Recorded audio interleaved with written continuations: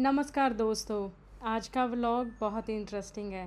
थोड़ी सी फ़न वाली बातें करेंगे। आज जानेंगे कि जगदीप का वीज़ा कैसे आया था और लोग उन्हें क्या कह रहे थे इंडिया में। जैसे कि आप सबको पता ही है, जब किसी पति का वीज़ा नहीं आता तो मोस्टली यही कह दिया जाता है कि बीवी ने या तो इंडिया जाके फ़ॉरेन जाके छोड़ दिया है, तो जहाँ फिर वो उसको लेकर जाना नहीं चाहती। तो ऐसी कुछ बातें हमारे साथ भी हुई थी। जगदीप के लिए भी ऐसा ही बोला गया था, जगदीप को भी बोला गया था, जगदीप के लिए भी बोला गया था। हुआ क्या कि मेरे यहाँ आने के बाद जगदीप के ने अपना वीज़ा लगा दिया था। 1 साल के बाद हमने उनकी जो वीज़ा की फ़ाइल थी वो प्रोसेस में लगा दी थी। तो उसके जो 1.5 साल के बाद पता चलता है कि वो रिफ्यूज़ हो गया। एजेंट ने कुछ डॉक्यूमेंट्स जो सही नहीं लगाए थे, जिसकी वजह से उनकी रिफ्यूज़ल आ गई। और तब जगदीप राजस्थान में काम किया करते थे। राजस्थान में हमारा काम होता था कि हमारे पास जेसीबी मशीन होती थी, वहाँ पे वो एज अ कंट्रैक्टर काम करते थे। जैसे रोड में मिट्टी का फिलिंग करने का, कॉलोनी वगैरह में मिट्टी की फिलिंग करने का, ये सब काम किया करते थे। और हम लोगों को और सबको यही होता था कि हमारी फैमिली में सिर्फ हम 4 लोग हैं, मैं, जगदीप और 2 बच्चे। 4 लोग हैं और चारों ही अलग अलग जगह पे बटे हुए थे। वो एक अपना ही हार्ड पार्ट था, बहुत दुख होता था उसका। तो क्या था कि जगदीप राजस्थान में रहते थे, मैं यहाँ ऑस्ट्रेलिया में रहती थी, और बच्चे वो वहाँ पे घर पे रहते थे दादा दादी के पास। तो एक तो बाद में इनकी जब रिफ्यूज़ल आ गई, तो उसके बाद तो वैसे ही लॉकडाउन लग गया। लॉकडाउन ने तो आपको पता ही है 3 साल कैसे निकाल दिए, किसी को भी नहीं पता। आई थिंक जगदीप ने भी उम्मीद छोड़ दी थी। तो जगदीप भी अपने वीज़े की उम्मीद छोड़ चुके थे। उनको भी लगता था कि अब क्या ही बनेगा, जब जहाज़ ही नहीं उड़ रहे तो मैं कैसे जाऊंगा।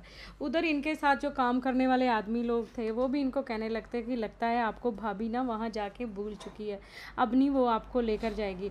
होता क्या कि वीज़े के जो प्रोसेस होते हैं इस पर किसी का कोई ज़ोर नहीं होता। कई बार लोगों की गलतियाँ होती हैं, कई बार तो अनजाने में ही चीज़ें हो जाती हैं। तो ऐसा ही सिनेरियो हमारे साथ था। जब जगदीप के लॉकडाउन खुला, उसके बाद मैंने जगदीप की जो वीज़ा थी वो प्रोसेस में फिर से किया था। समझो कि हमने वो एक अपने लिए एक लॉटरी खेली थी जिसमें हम विनर हो गए। अदरवाइज़ तो देखो, डिपेंडेंट वीज़ा का तो उनका रिफ्यूज़ल आ गया था। तो जब वो यहाँ पे आए थे तो विज़िटर वीज़ा पे ही आए थे। विज़िटर वीज़ा पे आने के बाद उनका जो था 1 महीने के बाद प्रोसेस हुआ था यहाँ पे इंडिपेंडेंट वीज़े का। तो ये यहाँ पे आने के बाद ही जो आगे का प्रोसेस वो शुरू हुआ था। बट इतना बेनिफिट हो गया था कि हमारी एनिवर्सरी होने की वजह से उनको विज़िटर वीज़ा जो था वो मिल गया था।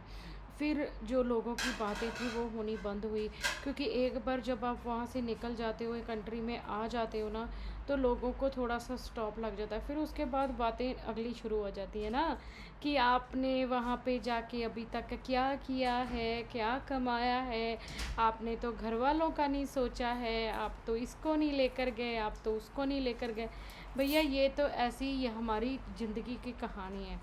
बट यहाँ पे हम साथ के साथ मेरे भाई के साथ भी वीडियो कॉल पे बातचीत कर रहे थे। बातचीत इसलिए चल रही थी क्योंकि उसको था कि मैं भी बोलता हूँ कि मेरा क्या योगदान था। तो बट देखो, जिस दिन जगदीप का वीज़ा आया था ना, उस दिन हमारे वहाँ पे कनक की कटाई हो रही थी। तो कनक की कटाई के टाइम पे ही मैंने लगाया, और यहाँ पे मेरे को जिस दिन उनका वीज़ा आना था उस दिन 3 बार एम्बेसी से कॉल आई थी। 2 कॉल तो मैंने इसलिए नहीं उठाई थी क्योंकि वो न्यू नंबर था और अननोन नंबर था, तो डर के मारे नहीं उठाई, पता नहीं कौन कर रहा होगा।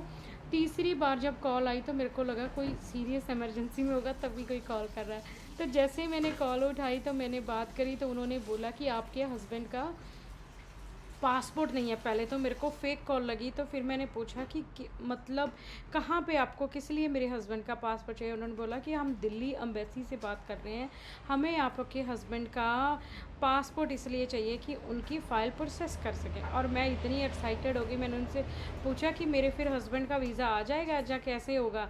तो मेरे पास वैसे तो हस्बैंड के पासपोर्ट की कॉपी पड़ी थी, फिर भी मैंने जगदीप को दोबारा कॉल किया क्योंकि मेरे को पीडीएफ चाहिए था और वहाँ पे पीडीएफ अपलोड होना था। और यहाँ पे रात के 9 बज चुके थे, और मैंने फिर एजेंट को कॉल करी और एजेंट को बोल के हमने जो था वो इनका फ़ाइल दोबारा प्रोसेस हुआ। तो आप बिलीव नहीं करोगे, वो 1 घंटा जी वीज़ा आने से कॉल आने से लेके वीज़ा आने तक के बीच का था, क्योंकि उन्होंने बोला कि फ़ाइल ओपन हो चुकी है तो हम आपको अभी रिज़ल्ट मिल जाएगा अगर आप एज़ सुन एज़ पॉसिबल भी आप अपलोड कर देते हो। तो भगवान की दया से वो सब हो गया और 1 घंटे में जगदीप का वीज़ा आ गया और मैंने जगदीप को कॉल करी, वो भी रोते हुए।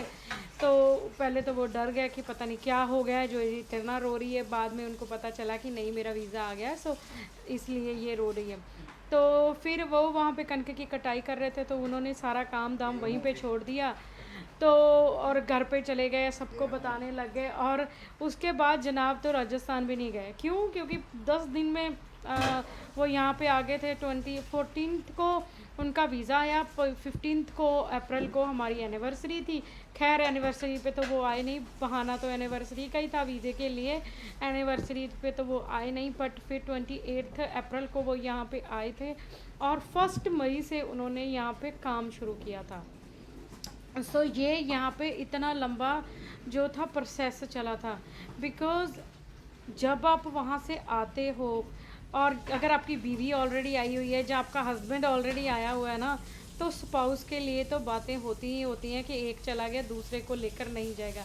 तो ऐसी बातों का सामना हमने भी किया है, नेचुरल है और सच भी है और कई बार कहीं कहीं झूठ भी होता है। बाकी खैर हम किसी को कुछ नहीं कह सकते, हमें सिर्फ अपनी लाइफ का पता है कि हम कहाँ तक चल सकते हैं, कितना कर सकते हैं। तो जैसे कि मैं बोल रही थी, तो मैं बार बार जगदीप को बातें करने के लिए अपने साथ फोर्स कर रही थी, बट वो उधर बार बार वीडियो कॉल की तरफ देख रहे थे, क्योंकि उधर मेरा ब्रदर वीडियो कॉल पे था। उसको था कि मेरे बारे में भी बता, मैंने क्या तुम लोगों की लाइफ में योगदान दिया। तो डेफिनेटली उनका योगदान भी हमेशा से रहा है। तो लाइफ में हर किसी का योगदान अपनी अपनी जगह पर रहा है, बट ये बहुत मुश्किल काम था, बट हो गया। थैंक्स टू भगवान ने। आप लोग भी हिम्मत बना के रखें। यहाँ आने के बाद हम दोनों हस्बैंड वाइफ ने बहुत मेहनत करी है, मेहनत करके अपने ऊपर जितना भी अपना जो कर्जा वर्जा था सब उतारा है।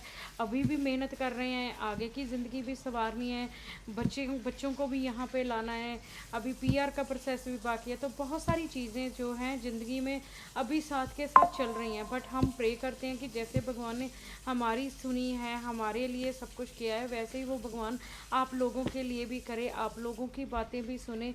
बट इतना ज़रूर रखो, लोगों का काम है कहना, आपको सिर्फ अपने कर्म करते चले जाना है। जैसे कहते हैं ना, हाथी चलता रहता है अपनी चाल, कुत्ते जो है वो भौंकते रहते हैं। भाई मैं यहाँ पे किसी और को कुछ नहीं कह रही, लोग हैं उनका काम है बातें करना, तो वो बातें करेंगे। बट आपको पता है आपने अपना कर्म करते रहना है, तो फल देने वाला तो भगवान खुद बैठा है। कहीं ना कहीं जाके आपको आपकी मेहनत का फल ज़रूर मिल जाएगा। सो इसके साथ आज का ये व्लॉग होता है ख़त्म। आप मेरे को कमेंट करके बताना आपको ये मेरा आज का व्लॉग कैसा लगा है। मिलते हैं नेक्स्ट व्लॉग में नई कहानी के साथ, नए सफ़र के साथ। तब तक के लिए धन्यवाद।